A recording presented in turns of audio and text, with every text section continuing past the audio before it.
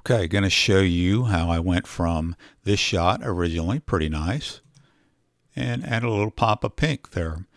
So let's get into Photoshop and I'll show you how I did that.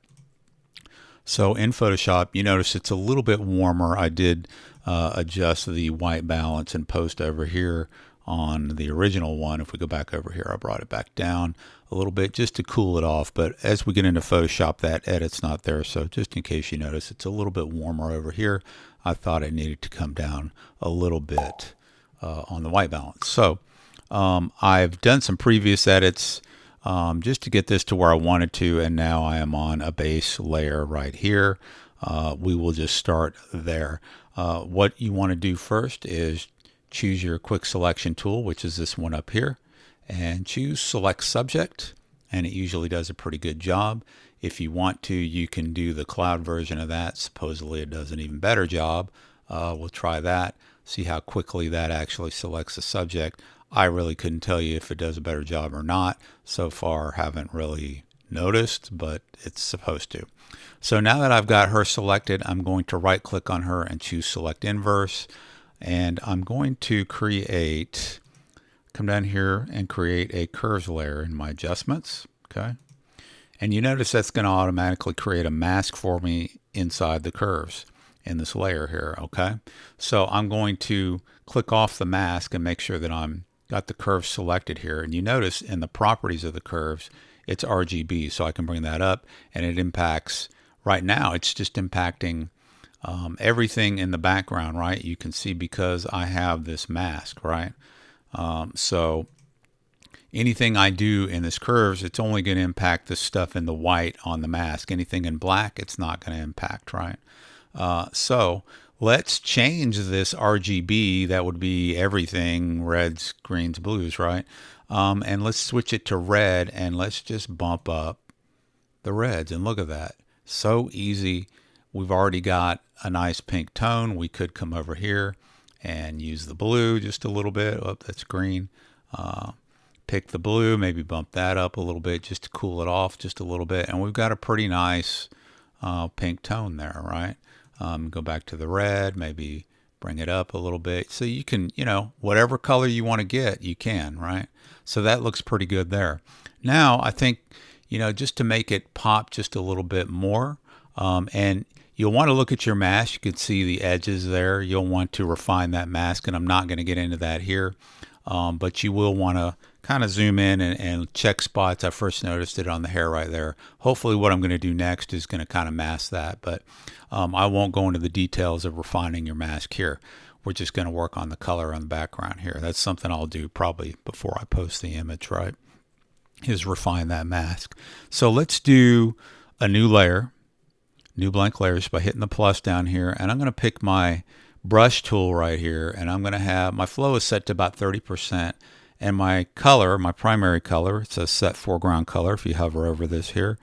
If you click on that, it's kind of over, might be just a tiny bit pink, but it's pretty much almost white in this case. So, and you can use your right and left bracket keys next to the P key to kind of resize that. And I've got just a circle here, and I'm just going to start dabbing it on, right? And you can see I've got sort of a glow. I'm trying to create a glow behind her. Well, it's in front of her right now, right? We'll grab this mask down here that was created in your curves layer. Hold down your Control Alt or Control Option, drag it up to that layer, and look at that. It just put it behind her, right? Now you can leave it like that and maybe bring the opacity down. It's a little bit much, right? And you could leave it just like that and you're done. Or you could come over here and you can also play with the make sure you've got the layer selected. Play with the blend options here. Maybe you want to change it to overlay. Maybe you want it to be, pin light, linear light, something like that. Lighter color, one of those. Whatever looks best to your eye will work. But that's basically it. I mean, I'm going to group these together. Click the top layer, hold down Shift, click the bottom layer, and then hit Control G for group. And that puts them in a group. Just like that, you can see they're folded up into that group, and then I can turn the group off. That turns off the edit. So that's before and that's after.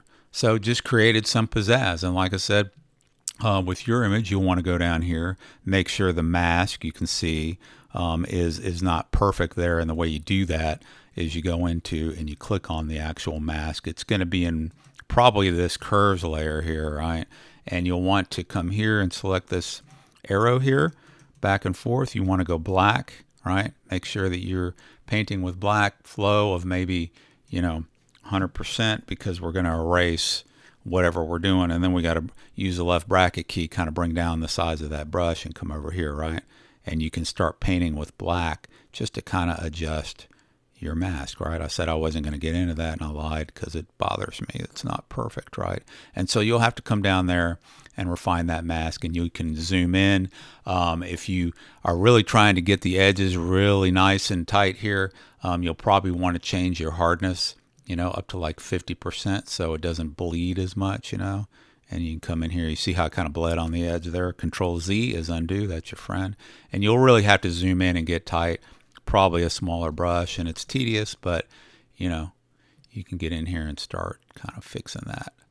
So definitely check your mask, check your edges, make sure that looks good. You don't want a giveaway. I can see a little bit here on the edge, but that's for you pixel peepers that are going to give me a hard time.